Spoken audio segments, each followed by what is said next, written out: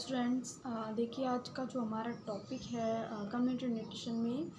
जो पहला टॉपिक चल रहा था हमारा फूड अडल्ट्रेशन में, आपका एक्ट था।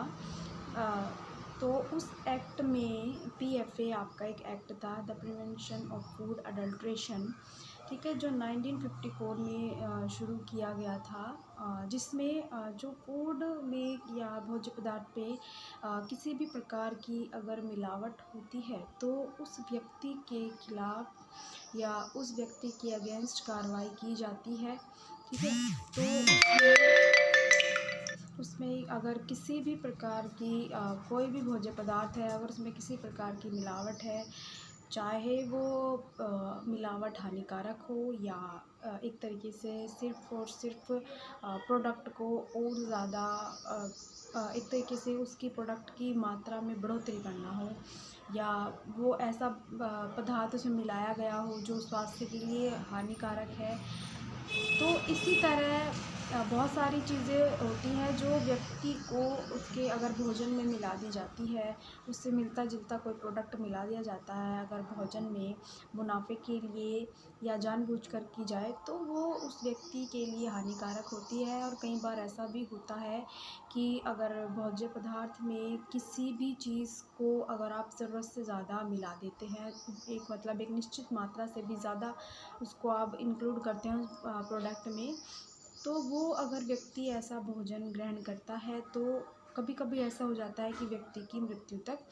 हो जाती है उस भोज्य पदार्थ में, मतलब इस तरह की मिलावट करने से। तो एक नॉर्मल दूध में पानी मिलाना या क्रीम निकालना, ये एक नॉर्मल मिलावट होती है, लेकिन इससे कई गुना ज़्यादा मिलावट की जाती है कई बार, जिससे व्यक्ति या तो बीमार हो जाता है या फिर ऐसा होता है कि उसकी मृत्यु हो जाती है। तो मिलावट दोनों तरीके से, चाहे जानबूझकर की गई हो या अनजाने में की गई हो, मिलावट मिलावट होती है। तो जिसमें पीएफए एक्ट के थ्रू उसमें व्यक्ति अगर किसी भी प्रकार की मिलावट उसके प्रोडक्ट में पाई जाती है, भले ही अगर उस व्यक्ति के को उसके प्रोडक्ट में मिलावट है, इस तरह की कोई जानकारी है या नहीं है, तो भी वो एक तरीके से मिलावटी माना जाता है, यानी कि उसके द्वारा वो प्रोडक्ट में किसी प्रकार की मिलावट मानी जाती है, जिसमें कानून के तहत उसके ऊपर कार्रवाई की जाती है। कई बार उसको जुर्माना देना पड़ता है और कई बार ऐसा होता है कि उसको सज़ा भी भुगतनी पड़ सकती है। तो इसी प्रकार होटल, रेस्टोरेंट, भोजनालय आदि की यदि फूड इंस्पेक्टर द्वारा जांच की जाए और भोज्य पदार्थ में प्रयोग में आने वाले जैसे बहुत सारे प्रोडक्ट होते हैं, दूध, घी, तेल, मसाले आदि में एक तरीके से अगर मिलावट पाई जाती है, तो अगर इसमें एक तरीके से मिलावट पाई जाती है तो होटल का मालिक ही दोषी माना जाता है, यानी कि एक तरीके से भले ही उस मालिक को उसके होटल में, उसके किचन में किस प्रकार की मिलावट की जा रही है अंदर ही अंदर, भले ही उस चीज़ को, उस व्यक्ति को इस चीज़ की नॉलेज भी ना हो, लेकिन वो जो चीज़ें हैं वो उसके अंडर में हो रही हैं, वो होटल का मालिक है, तो उसको इस प्रकार की नॉलेज या इस प्रकार की जानकारी का होना बहुत ज़्यादा ज़रूरी है। भले ही उसको अगर नहीं भी पता है उसके होटल में किस प्रकार की मिलावट की जा रही है, फिर भी दोषी मालिक को ही माना जाता है, भले ही उसे इस मिलावट का ज्ञान न हो। तो इसके लिए उसे 6 माह का कारावास और 4,000 रुपये का जुर्माना देना पड़ सकता है। देखिए, जुर्माना तो कंडीशन पर डिपेंड करता है कि, या उस सिचुएशन पर डिपेंड करता है कि सिचुएशन कैसी है, कि उसके बनाए हुए होटल में जो भोजन है उससे कितने लोगों को उस स्वास्थ्य पे हानिकारक इफ़ेक्ट पड़ा है। कुछ लोग ज़्यादा, ज़रूरत से ज़्यादा बीमार तो नहीं पड़े। अगर मान लीजिए अगर 1-2 व्यक्ति है तो उसे कम जुर्माना देना पड़ता है। अगर बहुत ज़्यादा संख्या में व्यक्ति बीमार हो जाते हैं या उनकी हेल्थ पे बहुत बुरा इफ़ेक्ट पड़ता है, तो वो जो जुर्माना होता है वो उसको बढ़ा दिया जाता है। या कई बार ऐसा होता है कि अगर उसके मिलावटी प्रोडक्ट में किसी बाय चांस की बात है, अगर किसी व्यक्ति की मृत्यु हो जाती है, तो उसकी जो सज़ा है वो 6 माह से 6 वर्ष तक हो सकती है या इससे ज़्यादा भी हो सकती है, यानी कि उसको एक तरीके से उम्र कैद भी हो सकती है। और जो उसका जुर्माना है वो जुर्माना 4,000 से बढ़ कर के ज़्यादा भी हो सकता है। तो मिलावट अगर उसके प्रोडक्ट में पाई जाती है, उसके भोजन में पाई जाती है,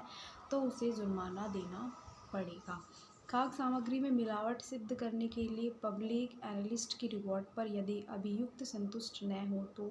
वह उस सामग्री का नमूना सेंट्रल फूड लेबोरेटरी के निदेशक को भेज सकता है। यानी कि अगर किसी को एक तरीके से फूड में किसी भी प्रकार की मिलावट सिद्ध करने के लिए वो सबसे पहले, अगर उसको लगता है कि उसके प्रोडक्ट में या किसी भी ग्राहक को लगता है कि इस प्रोडक्ट में किसी प्रकार की मिलावट है, तो वो पब्लिक एनालिस्ट की रिपोर्ट पर चाहे तो वो अपनी उस प्रोडक्ट को एक तरीके से सेंट्रल फूड लेबोरेटरी को भेज सकता है। और उसकी रिपोर्ट जो होती है, अगर उनके अकॉर्डिंग उस रिपोर्ट में या उस प्रोडक्ट में किसी भी प्रकार की मिलावट एक तरीके से मानी गई, तो यानी कि एक तरीके से उस भोज्य पदार्थ में या उस प्रोडक्ट में एक मिलावट है। और अगर उसमें किसी भी प्रकार की मिलावट अगर नहीं आती है और रिपोर्ट एकदम नॉर्मल आती है, तो वही रिपोर्ट एक अंतिम प्रमाण मानी जाती है कि इस प्रोडक्ट में किसी भी प्रकार की कोई भी मिलावट नहीं है। तो सेंट्रल फूड लेबोरेटरी ही सबसे लास्ट में एक तरीके से प्रूफ मानी जाती है, प्रमाण मानी जाती है कि उस रिपोर्ट में कुछ ऐसा मिलावटी पदार्थ है या नहीं है। तो देखिए, ये तो होता है कि एक किसी भी मालिक का या कोई भी दुकानदार प्रोडक्ट को बेच रहा है, तो उसको भी सावधानी करनी होती है। और कई बार जो प्रोडक्ट ग्राहक खुद खरीद रहा है, उसको भी कई बार कुछ सावधानियों को ध्यान में रखते हुए, कुछ जानकारियों को ध्यान में रखते हुए भी प्रोडक्ट को खरीदना चाहिए। कि ऐसा नहीं है कि आप सारी चीज़ें सामने वाले के ऊपर डिपेंड हो कि जो प्रोडक्ट है वो सामने वाला अच्छा दे रहा है। तो प्रोडक्ट कैसा है ये खुद व्यक्ति के ऊपर भी डिपेंड करता है कि क्या वो उस फूड की जांच कर रहा है, क्या जो उसके ऊपर एक तरीके से एग मार्क होता है या ऐसे बहुत सारी चीज़ें होती हैं, प्राइस होता है, मैन्युफैक्चरिंग डेट होती है, एक्सपायरी डेट होती है, इन चीज़ों को भी अगर वो ध्यान में देखेगा, जो कि हर एक पैकेट पर, हर एक फूड प्रोडक्ट जो भी होता है मार्केट से आता है, सब पे लिखा होता है जो भी कंपनी इस प्रोडक्ट को बना रही है, उसकी मैन्युफैक्चरिंग, उसका प्राइस क्या है एक्चुअल में, और उसमें उसकी एक्सपायरी, मैन्युफैक्चरिंग दोनों डेट होती है, और उस प्रोडक्ट में क्या क्या इंग्रेडिएंट्स डले हुए हैं उसकी भी पूरी लिस्ट होती है। तो खुद एक ग्राहक को भी ध्यान में रखना होता है कि उसको कुछ सामान खरीदने से पहले उसे भी कुछ सावधानियों को ध्यान में रखते हुए उस भोज्य पदार्थ को या उस जो भी वो प्रोडक्ट खरीदा है उसको ध्यान में रखते हुए खरीदना चाहिए। तो इस अधिनियम के अनुसार विक्रेता के लिए भी कुछ नियम अनिवार्य होते हैं, यानी कि एक तरीके से विक्रेता को भी ध्यान में रखना होना होता है कि उसको भी कुछ सावधानियों को ध्यान में रखना चाहिए। कि विक्रेता के लिए आवश्यक है कि वह खरीदी जा रही खाद्य वस्तु की गुणवत्ता और शुद्धता के संबंध में विक्रेता को निम्नलिखित आश्वासन दे। अलग से लिखकर न दिए जाने की अवस्था में विक्रेता द्वारा दिया गया बिल ही खाद्य पदार्थों की शुद्धता की गारंटी माना जाता है। यानी कि एक तरीके से आपने जो भी प्रोडक्ट लिया है उसका बिल भी आपको एक तरीके से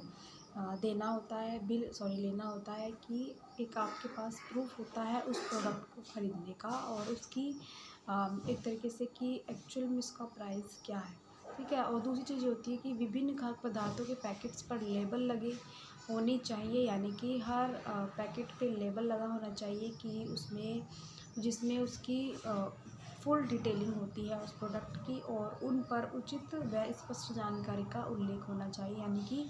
जो भी प्रोडक्ट लिया जा रहा है उस प्रोडक्ट में उस प्रोडक्ट की जानकारी कि किस कंपनी द्वारा बनाया गया है, कब बनाया गया है, क्या मैन्युफैक्चरिंग डेट है, एक्सपायरी डेट क्या है, उसमें क्या क्या चीज़ें इंक्लूड हैं। ऐसी बहुत सारी डिटेल होती है जिनको चेक करके ही ग्राहक को सामान लेना चाहिए। यानी कि उसको भी थोड़ी सी नॉलेज होनी चाहिए, उस पर एक लेबल लगाना चाहिए, लेबल को भी चेक कर लेना चाहिए तो इस तरह छोटी छोटी चीज़ों को भी खुद ध्यान में रखते हुए प्रोडक्ट को खरीदना चाहिए।